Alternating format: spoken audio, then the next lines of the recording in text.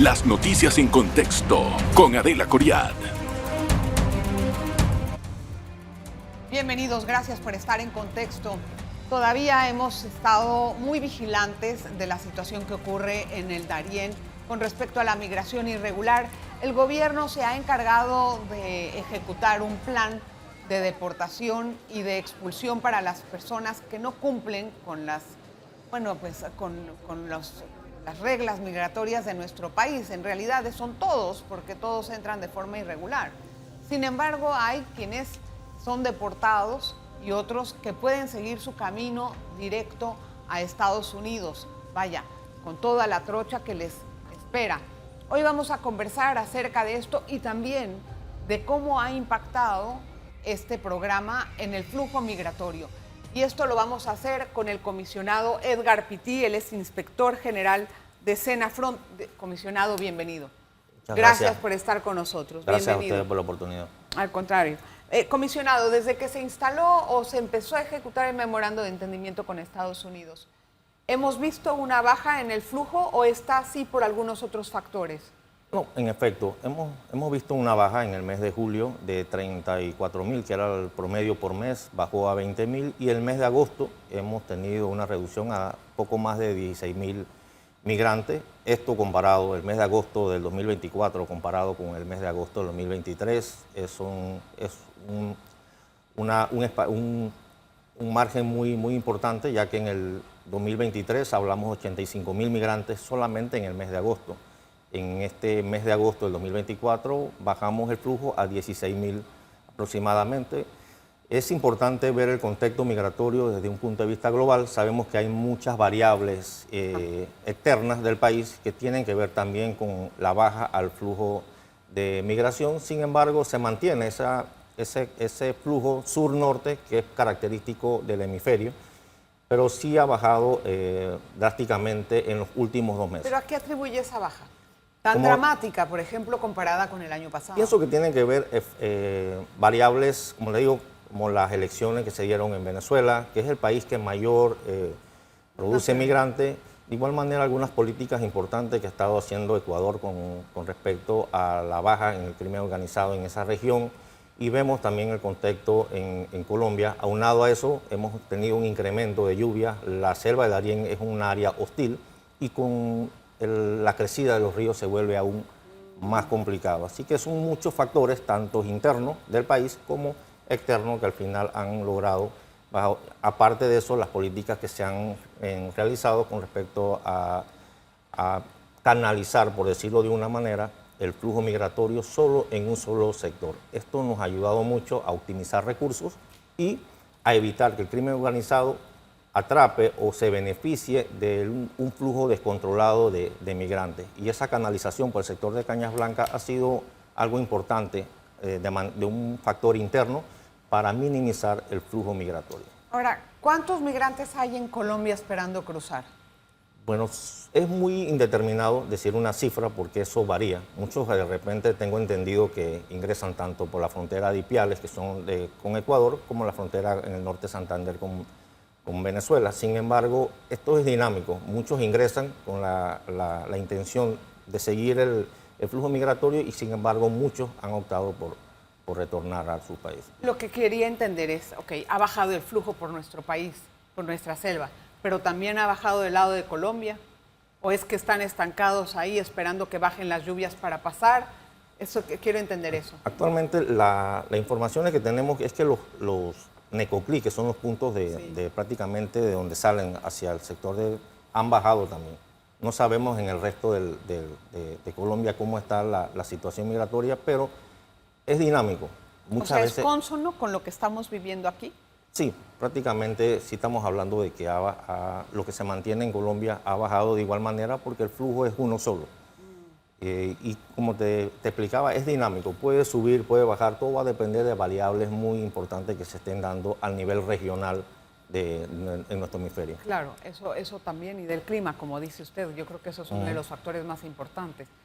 Además de esto, ¿cómo estamos seguros de que no hay otras trochas clandestinas, además del flujo controlado que está tratando de poner el gobierno?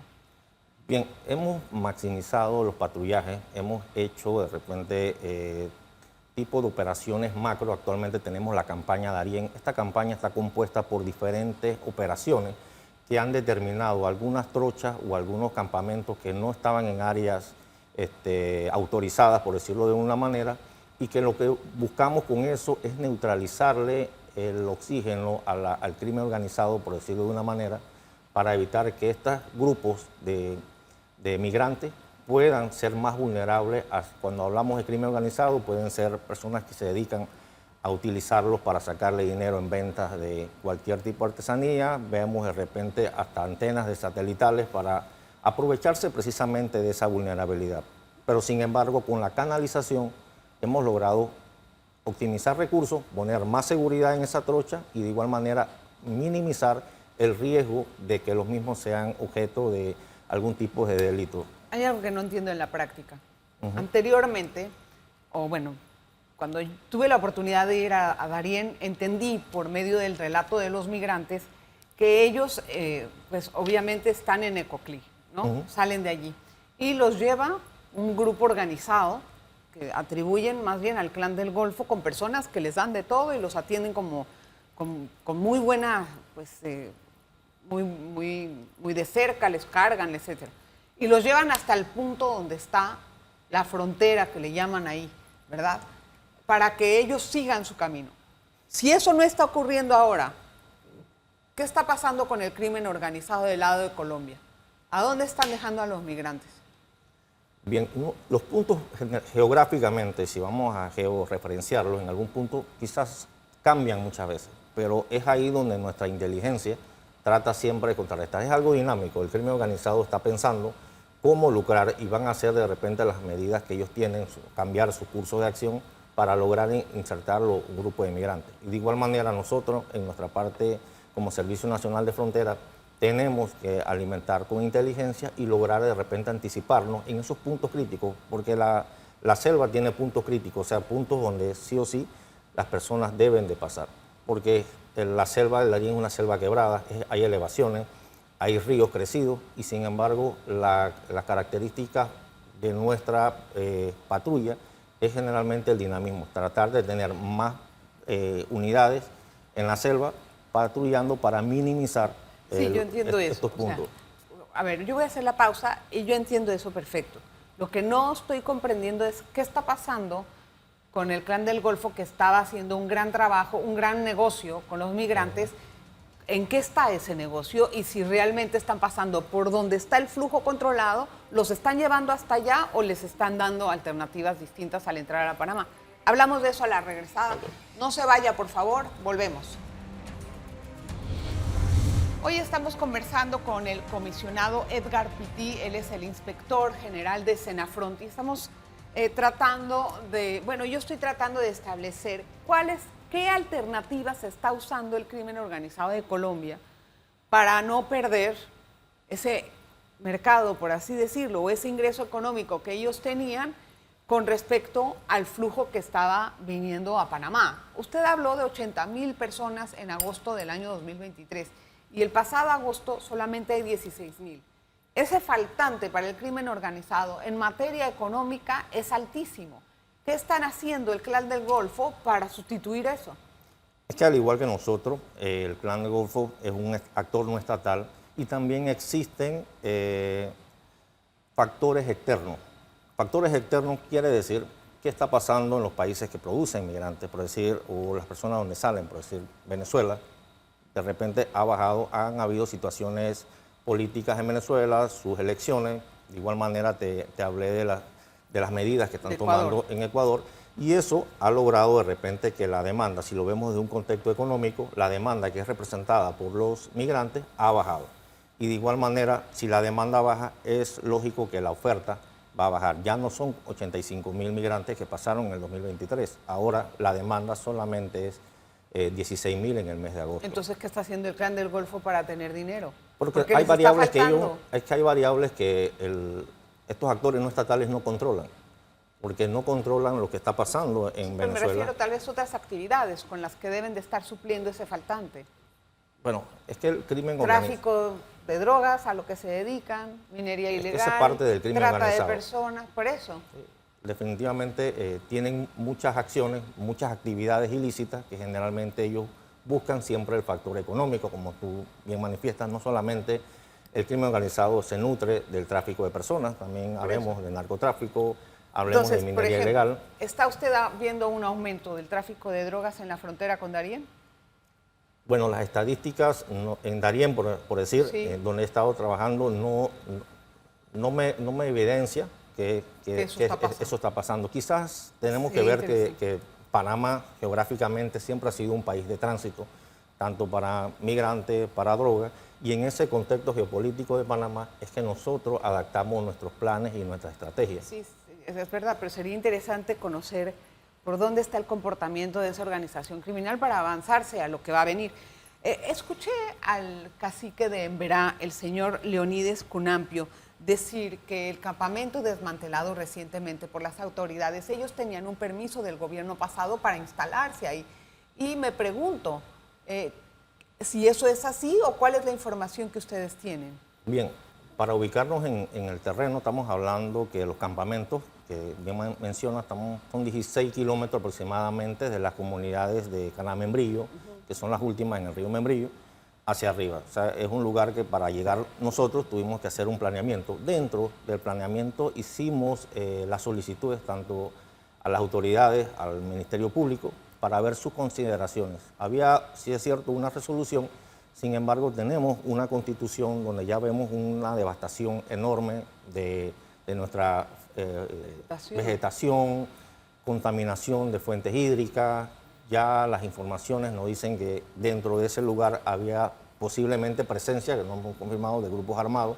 Entonces, ese tipo de situaciones... ¿Panameños o colombianos? Son grupos de repente que no podemos determinar nacionalidades y es importante ver el contexto de grupos del crimen organizado transnacional como personas que generalmente no van a tener una sola nacionalidad. Las interconexiones son características importantes en el crimen organizado y entonces dentro de ese planeamiento fuimos allá y actualmente es una operación que se mantiene en desarrollo. Mantenemos ahorita mismo los peritos del Ministerio Público evidenciando, se han recolectado diferentes antenas satelitales que eran para los cobros de los minutos a los migrantes, algún tipo de negocio y esa economía, que para la bajada es una economía posiblemente ilícita e informal, crea de repente ese oxígeno para el crimen organizado. Mire, señor comisionado, yo entiendo que la idea es tratar de poner un orden ahí. Nada más quiero entender algo. ¿Se le dio o no se le dio el permiso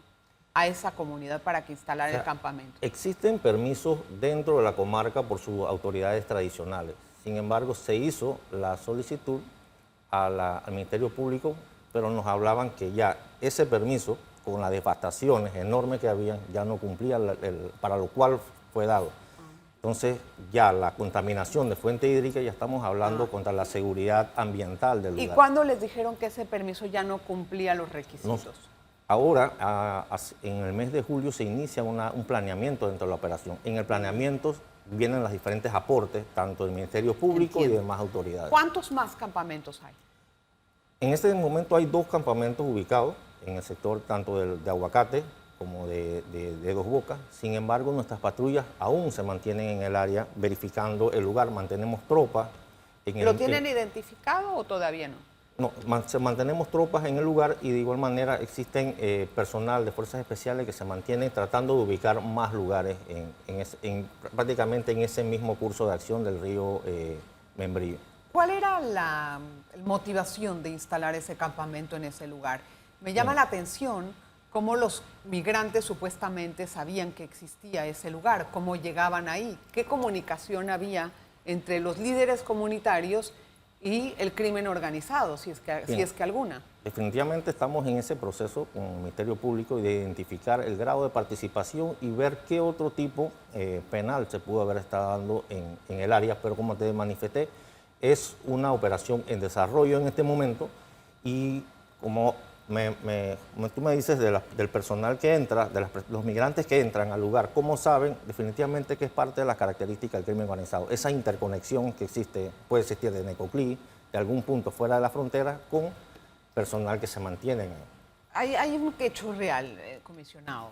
Los migrantes, o específicamente también las poblaciones indígenas, más bien antes que los migrantes, estaban viendo, lamentablemente, de los migrantes una bonanza económica que tal vez ellos no habían tenido anteriormente y se han dedicado a prestar todo tipo de actividades para ellos. Les venden de todo y les dan de todo, incluso internet. O sea, eso es porque ellos están viviendo en una situación muy precaria. Muy poca atención hay de los gobiernos para la población de Darién. Entonces, cuando vengamos del cambio, yo quiero que usted me responda cuál va a ser el plan del gobierno para evitar que esto suceda, porque los indígenas están viendo cómo salen adelante. Es decir, encontraron este nicho y lo están explotando, y eso es realmente lo que está pasando. Hacemos la pausa y me explica. Una pausa. Gracias por estar en sintonía. Mire, hablamos con el inspector de Senafront. La pregunta que yo le planteaba antes de ir a la pausa es la necesidad económica de las comunidades indígenas y también la desatención del gobierno, porque hay que decirlo como es. El gobierno o los gobiernos no se han dedicado a mirar a Darién. Y ahora que ellos encontraron un nicho económico, están tratando de sacar el mayor provecho del mismo. Si realmente queremos que los indígenas no saquen este provecho, hay que brindarles por lo menos hasta las necesidades básicas, que ni siquiera las tienen. Entonces, me pregunto, ¿hay un plan al respecto? Sí, en efecto. Parte de la presencia del Estado es el Servicio Nacional de Fronteras. Sí entendemos las necesidades en cuanto a la seguridad humana, la seguridad económica, su seguridad comunitaria. Y paulatinamente, dentro de este plan de seguridad o de operaciones o campañas de seguridad que hemos llevado, se contempla que para el sostenimiento a futuro de estas comunidades, sí, los diferentes planes sociales que se van a llevar a cabo por otras instituciones son empeño o es una fuerza que de repente tenemos de manera sincronizada con demás instituciones, y sabemos que las demás instituciones posteriormente a estas acciones que estamos llevando, lo que queremos es minimizar esta economía ilícita, puedan fomentar el desarrollo económico de estas comunidades que tienen un potencial enorme. Tengo muchos años de trabajar en Darién y veo de repente cómo ellos han podido subsistir con la agricultura, con parte de la ganadería, con parte de repente de algún tipo. Sí, pero ya es hora que los incluyamos en una etapa más sí, quizás de mayor atención. No tienen más que una escuela, los maestros no llegan, no tienen agua potable, no tienen servicios de sanidad. O sea... Y definitivamente nosotros somos parte de la solución, pero entendemos que sin seguridad no se puede de repente garantizar un desarrollo. Y eso por lo menos lo vimos en el 2008, en el 2009 con el Alto Tuira. El llegar y poder poner seguridad, eso permite a las demás instituciones a que puedan hacer su Yo no niego eso, pero también es importante darles una mirada profunda, porque si queremos que ellos dejen de participar de alguna manera con el crimen organizado para tener sus propios frutos, entonces tenemos que buscar la forma de darles la alternativa. Inspector, ¿van a reunirse con los lugareños con respecto a los campamentos o no? Sí, siempre hay ese acercamiento. Actualmente, tanto la gobernadora que se mantiene actualmente y el jefe de la brigada han tenido los acercamientos, y creo que posteriormente, en los próximos días, van a haber reuniones con respecto a eso. ¿Y hay evidencias, por ejemplo, de que los caciques o líderes comunitarios se comunicaban con los coyotes para que les llevaran los migrantes? Bien, como te manifesté, ese proceso de investigación ya sería por parte del Ministerio Público. No, está bien. ¿Qué esperan ahorita de la situación de Venezuela? Parece que hasta enero va a haber un tiempo inestable, pero una vez que ocurre enero, porque supuestamente es el cambio de mando, etcétera, etcétera, entonces parece que va a haber otro tipo de comportamiento de los migrantes venezolanos. ¿Cuál es su expectativa? Bien, todos estos eventos políticos externos a Panamá, pero que son parte de la región, definitivamente pueden influenciar tanto en el alza como en la baja del flujo migratorio. Aunado a eso, tenemos las elecciones en Estados Unidos, que es el país que más acoge migrantes a nivel mundial. Pero, sin embargo, esa dinámica del flujo sur-norte quizás se mantenga, quizás con menos volumen, que anteriormente y van a depender como te manifesté, de muchas acciones políticas en los países de Sudamérica y de igual manera las elecciones en el país del norte que es Estados Unidos. Sí, es verdad, en noviembre. Ahora, inspector, hablando de otro tema y el tema de tráfico de drogas, recientemente vimos lamentable la situación de dos agentes del Senafront que manejaban una sensitiva importante caer en esta situación. Me pregunto, ¿cuáles son los exámenes de confianza que les ponen a estas unidades? Porque en esta ocasión se trataba de unidades de la sensitiva. Bien. Estoy hablando de la Operación Jericó, nada más para ponerlo en contexto. Sí, definitivamente nuestros procesos de depuración son continuos, son dinámicos. Siempre estamos viendo hacia adentro, siempre van a haber elementos que generalmente van a dañar el trabajo de la gran mayoría, que son hombres y mujeres capaces, hombres y mujeres comprometidos y hombres y mujeres con principios y valores institucionales y personales muchas veces.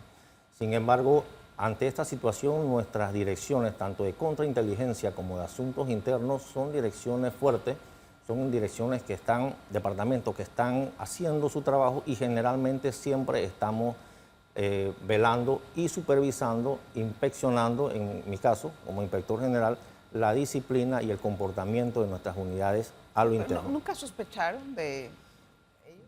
Bien, como te manifesté, es algo de repente muy dinámico que se está dando. Estamos pendientes, estamos haciendo los procesos, que es lo importante, nosotros ver hacia adentro y ver qué podemos mejorar, qué podemos minimizar con respecto a este tipo de actividades que lastimosamente se dan y son lastimosamente porque empañan la imagen de una institución como la de nosotros, que es una institución que se marca en principios, en valores que son los que nos dan nuestra identidad al servicio de la población, ¿no? Claro, y no se trata de hacer una generalización, ¿no? Porque sabemos que hay personas comprometidas en el Senafront y en cualquier estamento de seguridad del país, pero es que cada vez que hay una operación de esa, estamos viendo el denominador común. Hay un uniformado dentro de estos operativos que cae. Puede ser de la policía, del Senan, del Senafront, pero hemos visto, en el caso de Jericó hay 3 uniformados, 1 de la policía y 2 del Senafront. Los 2 del Senafront prácticamente le ayudaban, le daban toda la logística para que se pudiera mandar la droga de un lado a otro. O sea, estamos hablando de gente que está más comprometida.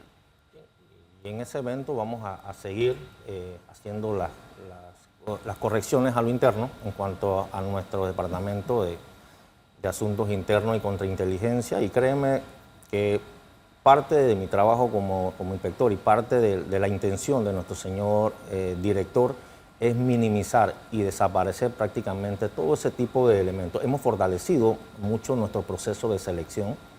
Eso nos ayuda mucho a que este filtro se agudice más y evitar tener dentro de las filas tener este tipo de comportamiento. ¿Cuál es el modus operandi del tráfico de droga en este momento en el Darién, inspector?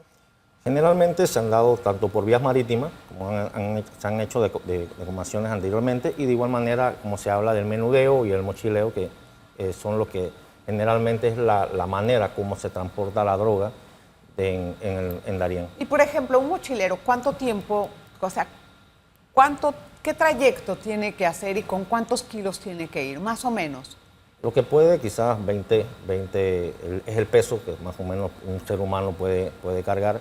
20 kilos, digamos. Sí, ajá. Es el peso. Y dependiendo quizás del punto de salida en la hermana República de Colombia. De dónde salen, hacia dónde van. Ese trayecto de repente definitivamente van a ser varios días, pero va a depender mucho del lugar de dónde salen y hacia dónde van a llevarla. ¿Y cuál sería la ruta que están usando? Tal vez si es que hay alguna, o la que tiene... Son generales, generalmente son rutas que no son áreas ya identificadas o ya normalizadas como tal. Sin embargo, sí, generalmente ellos cambian esas trochas para evitarse, son parte de su habilidad para evitarse detectados. Pero sin embargo sí hemos tenido importantes interdicciones en cuanto a la droga, al mochileo, como se llama. ¿Y los mochileros quiénes son? ¿Qué perfil de persona es? Pueden haber colombianos, pueden haber indígenas también, y prácticamente no podemos señalar un grupo exacto, y creo que es una característica importante de este negocio. ¿Y cuánto reciben por cargar eso más o menos? Generalmente no se tiene un costo, ellos son muy quizás cerrados, herméticos en decir la cuantía que le están pagando, pero no son áreas de repente o son informaciones que paulatinamente quizás las direcciones de inteligencia y los mecanismos de inteligencia de nosotros logran determinar con el tiempo. Bueno, interesante el tema, muy interesante, inspector. Muchísimas gracias por estar con nosotros, inspector. Bienvenido a su casa siempre. No, gracias por la oportunidad de decir el trabajo que está haciendo el Servicio Nacional de Frontera. Ese es un deber mío. Gracias, inspector, y gracias a usted por estar en Contexto. Nos vemos la próxima.